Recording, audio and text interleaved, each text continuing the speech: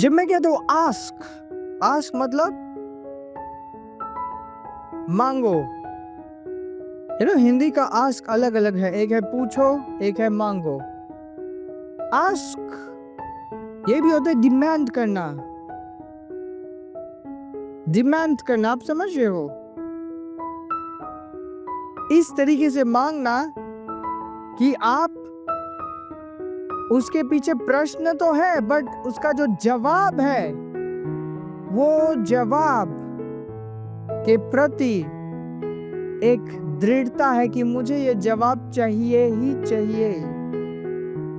मतलब मैं मांग रहा हूं, मैं डिमांड कर रहा हूं, बट इसलिए नहीं डिमांड कर रहा कि मुझे उसके बदले में कुछ भी ना मिले।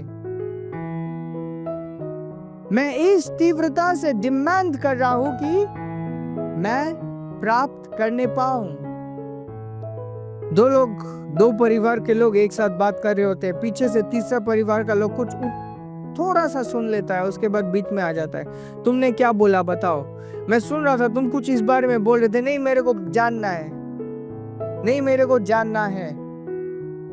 Are you understanding? You want to know. So, the first thing I want to clear, जो पहली चीज मैं क्लियर करना चाहता हूं वो है कि हमें अपने लाइफ के प्रति क्लियर रहना है। We must ask question to be clarified about our life. हम कहाँ हैं, क्या कर रहे हैं, क्या अपेक्षा है और क्या डायरेक्शन है। बहुत सारे विषय में, क्योंकि हम दुनिया में बहुत टाइम तक रह चुके हैं, बहुत सारी चीजों में हम सोच ही लेते कि इसके बाद ये करना होगा।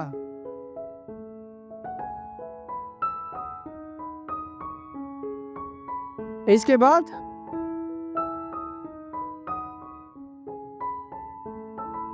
यही कर लेना होगा। बट देन हम ये भूल जाते हैं कि अब हम शारीरिक तकदीर को नहीं, दिव्य तकदीर के अनुसार चलना शुरू किए थे। अगर एक व्यक्ति दिव्य तकदीर में चलना आरंभ करता है और शरीर के डिसीजंस लेता है, वो दिव्य तकदीर को सरासर दबोच रहा है। यीशु ने क्या कहा? ये जो कुछ बीज गिरे वो जर्मिनेट हुए, ऊपर उठने आए। उसके बाद थॉर्न्स मतलब कांटे, उसके जो थे कांटे उसके अंदर चुभने लगे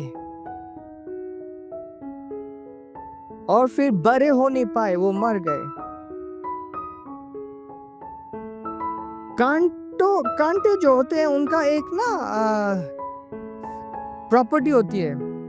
प्रॉपर्टी मतलब उसका एक स्वभाव होता है। कांटा सामने से बहुत छोटा होता है, बहुत छोटा होता है, आसानी से चुभ जाता है, आसानी से अंदर घुस जाता है, बट पीछे उतना पॉइंटेड नहीं होता।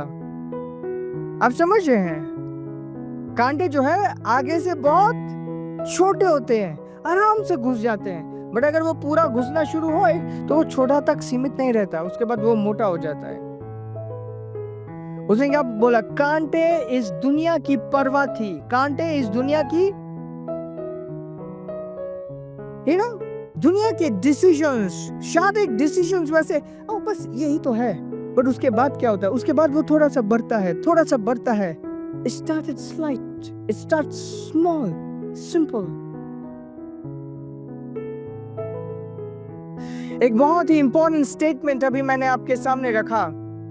या तो हम दिव्य तकदीर को पूरा कर रहे हैं, या तो हम अपने शारीरिक तकदीर को पूरा कर रहे हैं। एक व्यक्ति दिव्य तकदीर में चलना आरंभ करने के बाद अगर शारीरिक निर्णय अपने जीवन में लेना आरंभ कर दे, वो अपने जीवन को शरीर के कांटों से नष्ट कर देता है, अपने दिव्य तकदीर को कांटों से नष्ट कर देता है।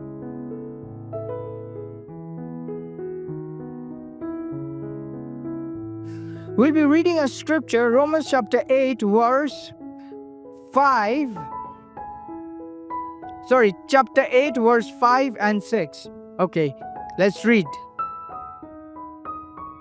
क्योंकि शारीरिक व्यक्ति शरीर की बातों पर मन लगाते हैं, परंतु आध्यात्मिक आत्मा की बातों पर मन लगाते हैं।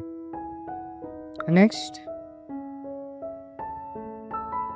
शरीर पर मन लगाना तो मृत्यु है, परंतु आत्मा पर मन लगाना जीवन और शांति है। ये वाला स्क्रिप्चर हमने बहुत बार पढ़ा हुआ है। By now it should have gotten into your system, but then we are reading it again because of a slight angle which is needed. ये कहता है कि जो शरीर है, जो शारीरिक है, वो शरीर की चीजों पर मन लगाते हैं, जो आत्मिक है वो आत्मा की चीजों पर मन लगाते हैं। Verse 6 कहता है for to be carnally minded is death. What does that mean? For to be carnally minded is death. मतलब उसके अंदर कोई जीवन नहीं है। अगर कोई शरीर के हिसाब से सोचे, उसके पीछे क्या है? क्या है? मृत्यु है। शारीरिक सोच रखने वाला व्यक्ति के पीछे क्या है? शारीरिक, ध्यान दीजिए, शारीरिक निर्णय के पीछे क्या है? हेलो, क्या है? शारीरिक निर्णय के पीछे क्या है? ऑफ कोर्स, ये कहते हैं शारीरिक सोच रखने वाला, शारीरिक निर्णय लेने वाले के पीछे क्या है? But to be spiritually minded is life and peace. आत्मिक तरीके से जो सोच रखता है उसके पीछे जीवन है और शांति है। Now let's get back what we were talking. हम ये कह रहे थे कि जो हमारी तकदीर है, या तो दैवीय तकदीर में हम जी रहे होते हैं या तो शारीरिक तकदीर में जी रहे होते हैं। अगर दैवीय तकदीर में जीते हुए शारीरिक निर्णय हम लें, उन निर्णय के पीछे जीवन नहीं होता, उन निर्णय के पीछे मृत्यु होती है।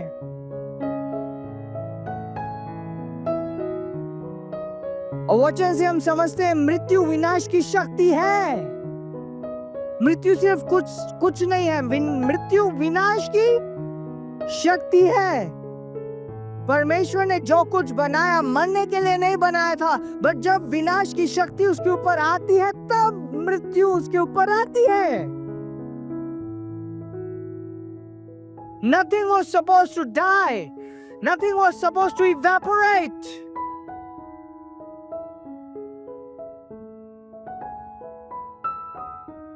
आप मेरी बात समझ रहे हैं?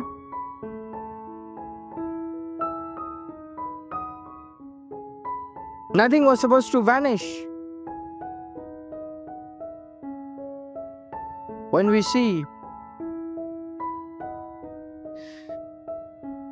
जब हम क्रिएशन को देखते हैं, वो नहीं कहा कि अच्छा ये पेड़ उगेंगे, उसके बीच में से और पेड़ उगेंगे और पुराना वाला मर जाएगा। It didn't say like that. Yeah? In fact, Abraham को भी जो प्रॉमिस किया, तुम्हारे इतने सारे बीज होंगे, अनगिनत बीज होंगे, और फिर वो मरेंगे और उनके और वो अनगिनत बीज होंगे। He didn't talk like that. Do you realize it?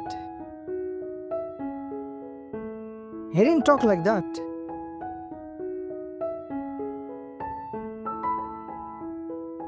मृत्यु क्या है? मृत्यु विनाश की शक्ति है। You need to understand that. और शारीरिक निर्णय अपने साथ विनाश की शक्ति को लेके आते हैं।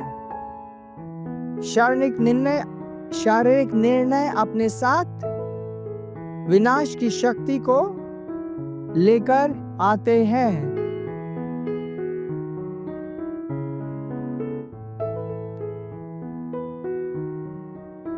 I started by saying today, there are many things that we take for granted. बहुत सारी चीजें होती हैं जो हम बस मान लेते हैं कि इसके बाद हमें यही करना है। एक व्यक्ति चंगा हो जाता है, उसके बाद वो मान लेता है अच्छा मैं सब कुछ करूंगा जो पहले नहीं कर सकता था। एक व्यक्ति के जीवन में जब फाइनेंशियल मिरेकल्स आते हैं, वो मैं सब कुछ वो सारी चीजें खरीदूंगा जो पहले मैं नहीं कर सकता था या पहले जो मैं खरीद नहीं सकता था।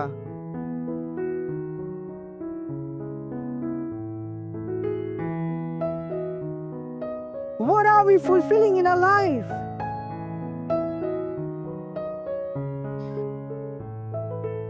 ऐसा क्यों होता है? बहुत सारे लोग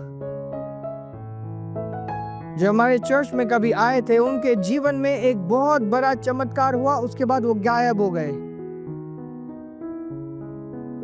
उनको वो मिल गया जिसके लिए वो आए थे।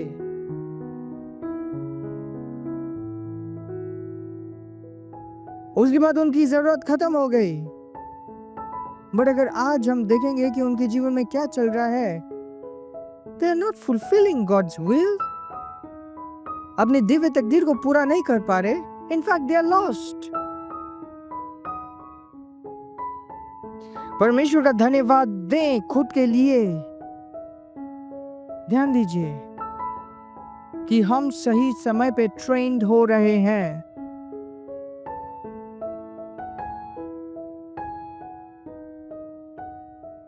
What do we want? समय के अंत तक अपनी दिव्य तकदीर को पूरा करने पाए। समय के अंत तक। कौन से समय के अंत तक? इस जीवन के समय के अंत तक नहीं, इस पृथ्वी में ये जो चर्च एज है, इस चर्च एज के अंत तक मैं अपने दिव्य तकदीर को इस पृथ्वी में रहते हुए पूरा कर पाऊं, जब तक कि ना प्रभु यीशु मसीह दोबारा वापस ना आए। And that should be my target. उसके आने के बाद जो उसका परफेक्ट विल होगा उस पे मैं चलूंगा। But then now, till now, what do?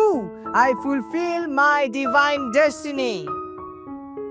And for that it is very important to ask.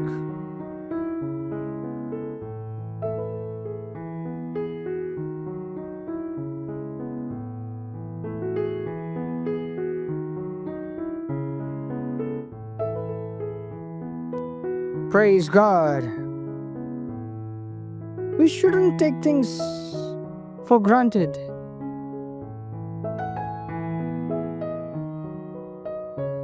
You know, इस दुनिया का सिस्टम कैसा है? I'll just explain you. इस दुनिया में कैसा सिस्टम चलता है? बच्चा हुआ, बच्चे को स्कूल में बढ़ाया, उसको उसके बाद नौकरी ढूंढवाई, उसकी शादी करवाई, उनके बच्चे हुए, same thing for ages and generations, same thing.